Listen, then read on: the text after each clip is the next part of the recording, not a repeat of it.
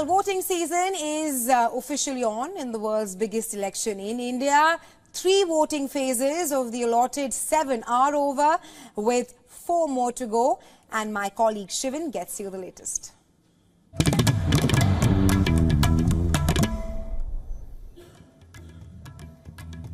Absolutely, Resha. It's been a packed schedule ever since these elections have been going over phase after phase. In the next 5 minutes, we'll get you a roundup of all the latest updates in the realm of Indian politics. This is Poll Countdown. Let's begin. Now, starting with the latest from the 3rd phase of Lok Sabha elections in India, a voter turnout of nearly 65% was recorded in the 3rd phase of general elections, which just concluded yesterday across 93 constituencies in 11 states and union territories combined, as per the Election Commission of India. The northeastern state of Assam. Now, this state recorded the highest turnout at 81.71%, followed by West Bengal at 76.52% and Goa at 75.2%. The key electoral state of Uttar Pradesh, which has 80 constituencies, witnessed the lowest voter turnout at 57.34%.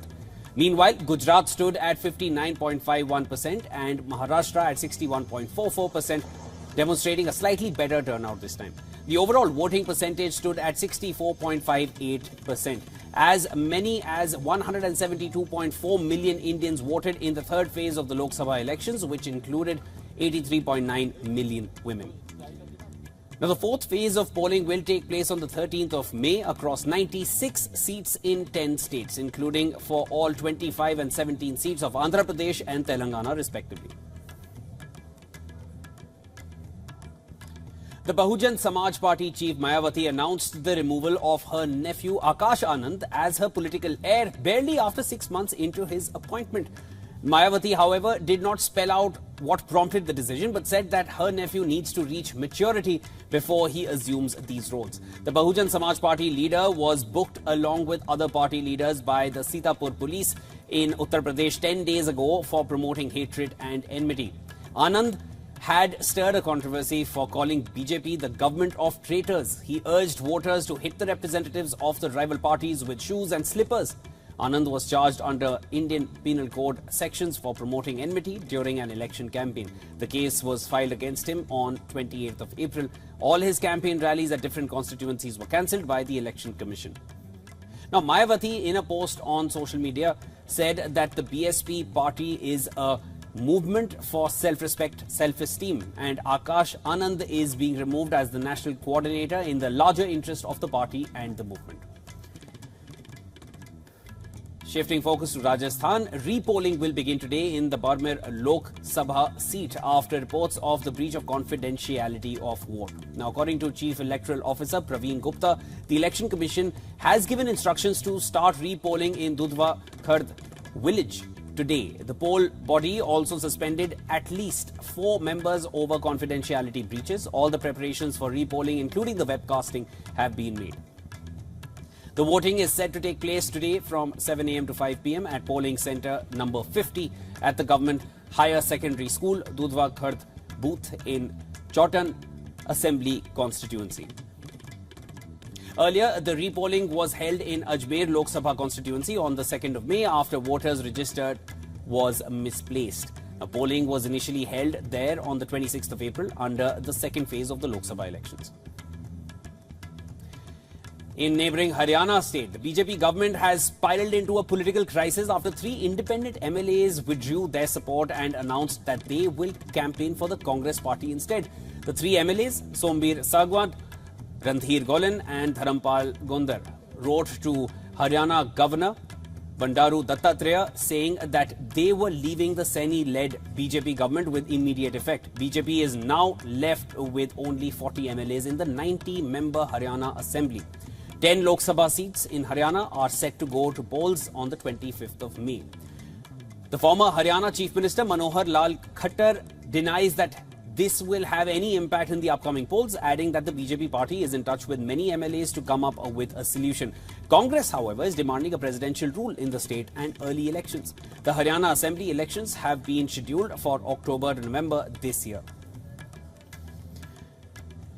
Election Commission has directed the Telangana government to defer payments under the Raitu Bharosa scheme.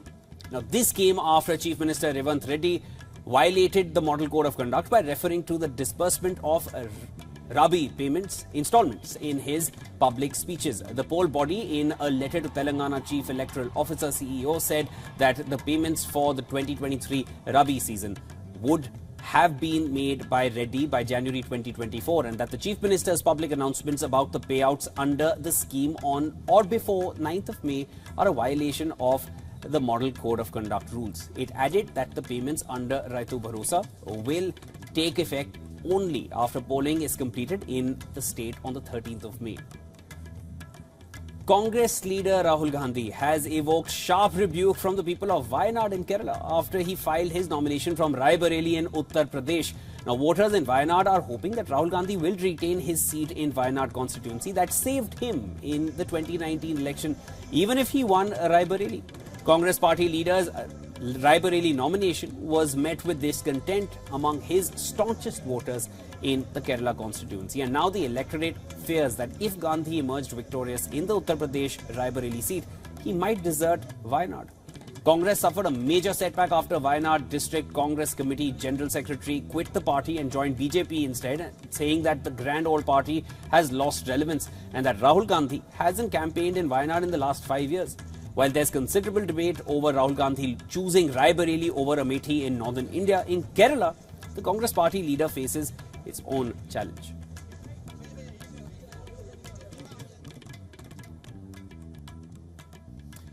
Alright, in other updates coming in our poll countdown segment, India is the fastest growing major economy in the world, but the contribution from India's rural economy has been disappointing since the pandemic. Now, experts suggest the country's general elections may finally drive rural demand and accelerate national growth. Take a look at this next report to find out more.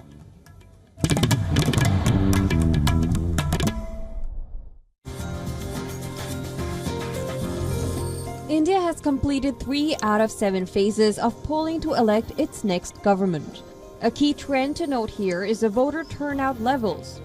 Rural India has consistently recorded a better voter turnout than their urban counterparts. That's because rural India could emerge as the biggest beneficiary of the poll season. A surge in campaign spending is expected to drive increased rural consumption. Products such as vehicles and fast-moving consumer goods could see the highest demand, according to some reports. Political and economical observers also cite historical data that suggests rural demand picks up after an election year. That's because political parties distribute freebies and dole out cash to voters despite a strict crackdown by Election Commission officials. While polls can accelerate rural demand, India's rural citizens still rely heavily on job opportunities created by the agricultural sector. That means citizens in villages and small towns will look for optimal monsoons to boost their incomes and consumption. We report, WION, World is One.